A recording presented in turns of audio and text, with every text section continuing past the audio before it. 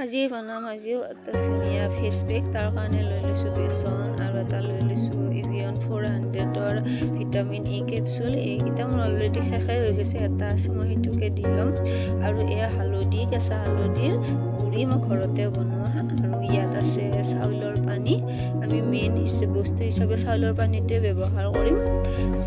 আৰু ইয়াত আছে এল'ভেৰা জেল, যিটো নেচাৰেল হয়, বজাৰৰ পৰা কিনি অনা সেইটো মই ব্যৱহাৰ কৰা নাই, যিহেতু গোটেইখিনি বস্তু মই নেচাৰেলি ইউজ কৰিম। চাউলখিনি মই মিক্সিত মাৰি লওঁ, তাৰে পানীখিনি আমি ওলাই ল'ম। আনি লওঁ,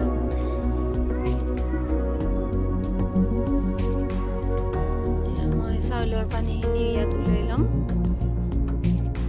এইখিনি পানী একেবাৰে গাখীৰৰ নিচিনা কাম কৰে। গাখীৰৰ সলনি আপোনালোকে চাউলৰ পানীটো দিব পাৰে, হয়তো চাউলৰ পেষ্টটোও দিব পাৰি, কিন্তু মই আজি চাউলৰ পানীটো ব্যৱহাৰ কৰিম। ইয়াত মই সেইকাৰণে চাউলৰ পানীখিনি ওলাই লৈ লৈছোঁ।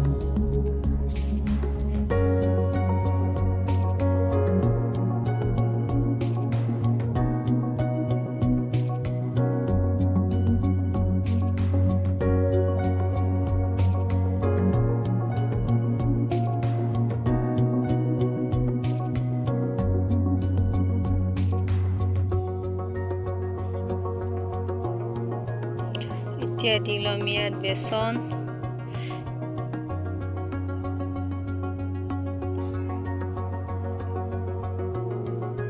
বেচনটো মই অলপ বেছিকৈ দি লৈছোঁ, কাৰণ ইয়াত 2-3জন মানুহৰ কাৰণে আজি বনাইছোঁ। আপোনালোকে ছিংগল এজনৰ কাৰণে বনালে কমকৈ দি ল'ব পাৰে।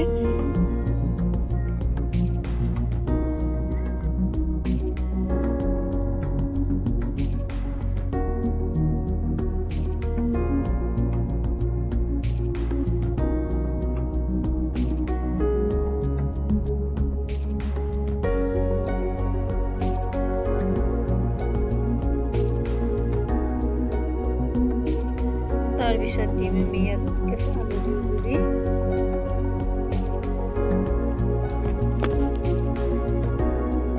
তাৰপিছত দিম এই কেপচুলটো,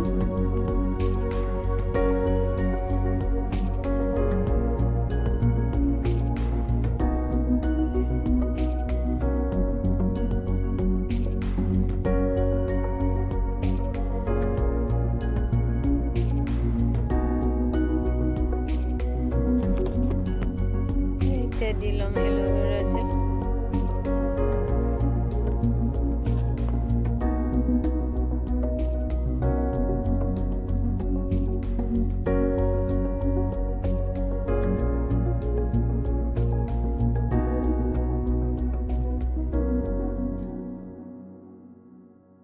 গোটেইখিনি দি ইয়াক মিক্স কৰি ল'ম আমি। ইয়াক ভালদৰে মেচ কৰিব, যাতে গোটেইখিনি বস্তু লগ লাগে।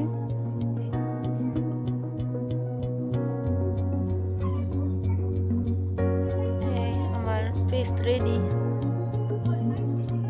এইটো স্কিনৰ কাৰণে বহুত ভাল হয়। বেছিভাগ আমিতো উইণ্টাৰ স্কিনৰ কাৰণে ব্যৱহাৰ কৰিছোঁ, কাৰণ ঠাণ্ডাৰ দিনত আমাৰ স্কিনত বহুত ড্ৰাই হৈ যায়।